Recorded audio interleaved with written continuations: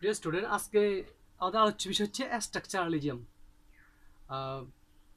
Structuralism, STRUCTURALISM, STRUCTURALISM, structuralism. Structuralism মতবাদটা বাংলাদেশের প্রেক্ষাপটে এখনো আলোচনা করা হয় নাই। In case of learning grammar, এটা এই মতবাদটার জন্ম হয়েছিল 1950-এ ফ্রান্সে। মতবাদটার জন্ম হয়। তো আজকে স্ট্রাকচারালিজম কথাটা দেখে এসএসসি বা ইন্টারমিডিয়েট স্টুডেন্টদেরকে ভয় পাওয়ার প্রয়োজন নাই, বিকজ জাস্ট মতবাদটা ইন্টারফিট করা হবে এবং পরবর্তীতে এটা কিভাবে গ্রামার পড়ার ক্ষেত্রে কাজ করে সেটা বলে দেওয়া হবে। সো মতবাদটা দেখে ভয়ের কিছু নেই, পরবর্তী পড়াগুলো কিন্তু easy and interesting and necessary. However, আমরা যেটা বলবো সেটা হচ্ছে স্ট্রাকচারালিজমের জন্ম হচ্ছে 1950 সালে ফ্রান্সে। আর এটা 1970 সালের দিকে ব্রিটেনে আসে, আর আজকে সেটা বাংলাদেশে আসছে। আমার আজকের ডিসকাশনের মধ্য দিয়ে গ্রামার পড়ার মধ্যে আজকে সেটা বাংলাদেশে আসে স্ট্রাকচারালিজম মতবাদটা। সো স্ট্রাকচারালিজম মতবাদটার মানে হচ্ছে একটা জিনিসকে যে কাঠামোতে রাখা হয় ওটা কিন্তু আহ, ও কাঠামো অনুযায়ী ওটাকে ব্যাখ্যা করতে হবে। যেমন এটা আহ, একটা ফ্যানের ক্যাপটা কিন্তু একসময় ছিল প্লাস্টিক, পরে এটা কিন্তু এখন ক্যাপ হয়ে গেছে। তো এটা কি অরিজিনালিটি দেখে এটাকে টার্ম করতে হবে, এটা কি প্লাস্টিক বলতে হবে নাকি ক্যাপ বলতে হবে? বা এটা যখন আহ, কলমের মধ্যে লাগানো হয় এটা কিন্তু ক্যাপ হয়ে যায়, বাট কলম থেকে যখন এটা বাইর করা হয় এটা কিন্তু আর ক্যাপ থাকে না, এটা কিন্তু অন্য কিছুর মতো দেখায়। আহ, তাহলে আহ, এই যে যখন এটা কলমের মধ্যে লাগানো হয় তখন কিন্তু এটা কলমের ক্যাপ, তার মানে এটার স্ট্রাকচারের ক্ষেত্রে এটা এখন ক্যাপ। ঠিক গ্রামারের ক্ষেত্রে স্ট্রাকচারালিজম কথাটা খুবই কাজ দেয়।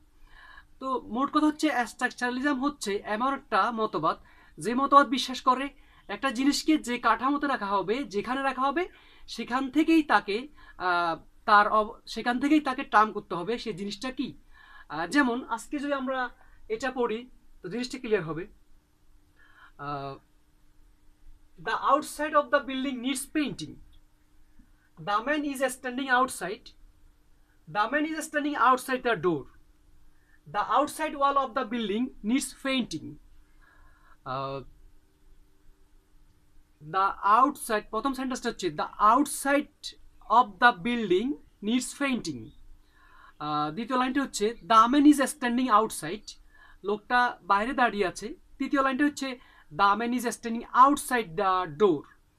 পরের লাস্ট লাইনটা হচ্ছে the outside of the building needs painting.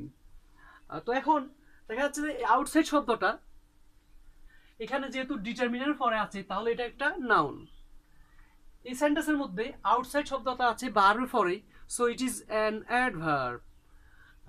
The man is standing outside the ডোর, এই সেন্টেন্সের মধ্যে আউটসাইড শব্দটা কিন্তু ডোর নাউনের পূর্বে আছে বা দ্য ডোর নাউন ফ্রেজের পূর্বে আছে।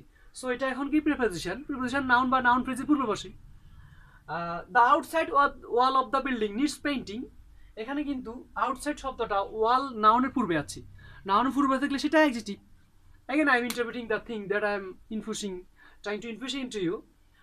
The outside of the building needs painting, এখানে ডিটারমিনার পরে থাকাতে আউটসাইড শব্দটা নাউন। তারপর sentence the man is standing outside, এখানে স্ট্যান্ড ভার্বটা হচ্ছে যে ইনট্রানজিটিভ ভার্ব, যার অবজেক্টের দরকার হয় না। যে ভার্বের অবজেক্টের দরকার হয় না সেই ভার্বটা হচ্ছে intransitive verb. So as the verb stand is intransitive verb, so the word outside is an adverb, because after intransitive verb the demand of an intransitive verb is in most cases an adverb. অধিকাংশ ক্ষেত্রে intransitive verb পরে adverb থাকে। Last line the outside wall of the building needs painting, outside শব্দটা ওয়াল নাউনের পূর্বে আছে যার কারণে এটা একটা অ্যাডজেক্টিভ।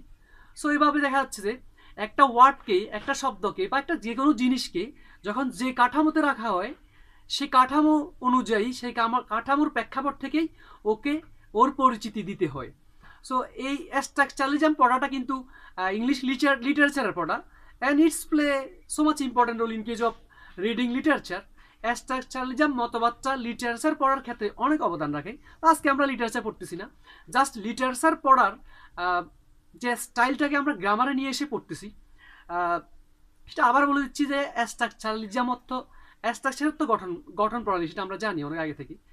স্ট্রাকচার অর্থ গঠন প্রণালী, আর স্ট্রাকচারালিজম হচ্ছে এমন একটা মতবাদ যে মতবাদ বিশ্বাস করে যে একটা জিনিসকে যে কাঠামোতে রাখা হয় সে কাঠামো থেকেই তাকে নামকরণ করতে হবে, সে কাঠামো থেকেই তার পরিচিতি দিতে হবে, তার পূর্ব পরিস্থিতিটা ভুলে যেতে হবে।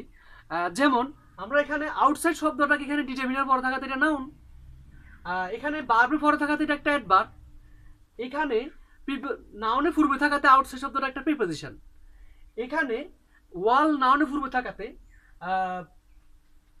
এখানে কিন্তু একদিকে নাউনের পূর্বে আর নাউন ফ্রেজের পূর্বে, আর দিয়ে যাচ্ছে বার্বের পরে হওয়াতে প্রিপোজিশন নাউন নিয়ে কি হয়ে গেছে, এটা অ্যাডভার্ব হয়ে গেছে। কিন্তু এখানে নাউনের পূর্বে থাকাতে এটা সরাসরি অ্যাডজেক্টিভ হয়ে গেছে।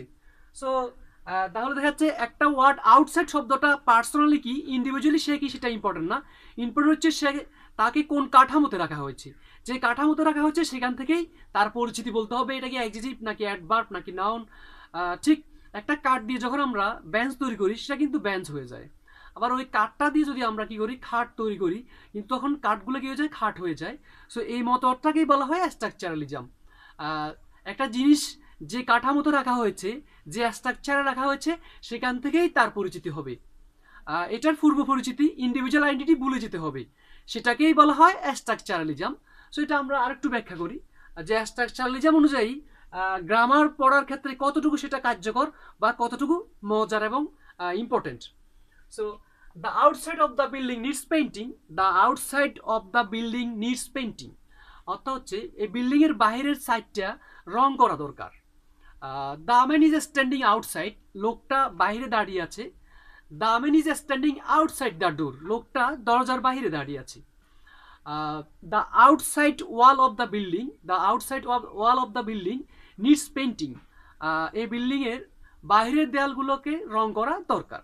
সেখানে আমরা আরো ছোট ছোট অনেক কিছু খেয়াল করতে পারি, যেমন এখানে নিড একটা ট্রানজিটিভ ভার্ব, ট্রানজিটিভ ভার্বের পরে একটা ভার্ব আসলে ওটা আইএনজি ফর্ম হয়, যেটা আমরা রাইট ফ্রম ভার্বে পড়তে পারি। যদি এখানে নিড ভার্বের পরে পেইন্ট ভার্বটা ব্র্যাকেট করা থাকতো তখন আমরা পেইন্ট ভার্বের সাথে আইএনজি যোগ করতাম, because need is a transitive verb. Transitive ভার্বের পরে আরেকটা ভার্ব আসলে ওই ভার্বের সাথে আইএনজি দিয়ে পরবর্তী ভার্বটাকে জিরান তৈরি করতে হয়, এটা ট্রানজিটিভ ভার্বের ডিমান্ড, যাতে জিরান হচ্ছে এক ধরনের noun. So need transitive verb হতে পরবর্তী ভার্বটাতে আইএনজি হবে যাতে সেটা নাউন হয়ে যায়, জিরান হয়ে যায়, রাইট ফ্রম ভার্ব করার সময় এটা আমাদের কাজে লাগবে। সো স্ট্রাকচারালিজম অনুযায়ী আমরা তাহলে একটা জিনিস দেখি, সেটা হচ্ছে একটা ওয়ার্ডকে যে কাঠামোতে রাখা হবে সেই কাঠামো থেকে তার পরিচিতি দিতে হবে, তার পূর্ববর্তী ব্যক্তিগত পরিচয়টা তেমন কাজে আসবে না। সো আবার ইন্টারপ্রেট করে দিচ্ছি এবং class drawing to the ending position. However the outside of the wall needs painting, এখানে ডিটারমিনার ফর হওয়াতে আউটসাইডটা হচ্ছে একটা নাউন, ডিটারমিনার ফর নাউন বসে আমরা জানি। The man is standing outside, standing ভার্বটা ইন্ট্রানজিটিভ ভার্ব যার কারণে আউটসাইড শব্দটা adverb. The man is standing outside the door, লোকটা দরজার বাইরে দাঁড়িয়ে আছে, আউটসাইড একটা প্রিপোজিশন, দ্য ডোরটা হচ্ছে নাউন বা নাউন ফ্রেজ। যখন প্রিপোজিশন নাউন বা নাউন ফ্রেজের পূর্বে বসে প্রিপোজিশন এবং নাউন মিলে কি হয়ে যায়, একটা অ্যাডভার্ব হয়ে যায়। সো পুরোটা একটা অ্যাডভার্ব এবং আউটসাইডটা একটা প্রিপোজিশন। এখানে নাউন, আউটসাইড শব্দটা নাউন, এখানে আউটসাইড শব্দটা অ্যাডভার্ব, আর এখানে আউটসাইড শব্দটা নাউনের পূর্বে বসে প্রিপোজিশন। আর এখানে দ্য আউটসাইড ওয়াল, এখানে আউটসাইড শব্দটা ওয়ালের কথা বলতেছে যার কারণে নাউনের পূর্বেটা adjective. The outside wall of the building needs painting, এখানে আউটসাইড শব্দটা ওয়ালের কথা বলতেছে যার কারণে সেটা অ্যাডজেক্টিভ। এভাবে আমরা একটা ওয়ার্ডকে বিভিন্ন দিক থেকে বিভিন্ন অ্যাঙ্গেল থেকে বিচার করে পড়তে হবে। এবং এই জাতীয় গ্রামারগুলো যদি আমরা পড়ি অবশ্যই গ্রামার বা সেন্টেন্স মেকিং ক্ষেত্রে আমরা সফলতা দেখাতে পারবো। In case of producing sentence we can show capacity or capability, and in producing sentence our smartness would be so much praiseworthy. However, আমি মনে করি এগুলা ক্লাস 6 এর পড়া, আবার দেখা যাচ্ছে এগুলো বিসিএস পরীক্ষাতে আসে, এবং এভাবেই কিন্তু আমাদের গ্রামার পড়া উচিত, যেভাবে প্রত্যেকটা ওয়ার্ডের স্ট্রাকচার বোঝা যায় এবং প্রত্যেকটা ওয়ার্ডের পজিশন বোঝা যায়। সো আমরা এগুলো জানতে পারলে কি করতে পারবো, সেন্টেন্স মেকিং এ সেন্টেন্স প্রোডাকশনের ক্ষেত্রে আমাদের আর ভুল হবে না। However, thanks my student, wait to get something important in future. Thank you.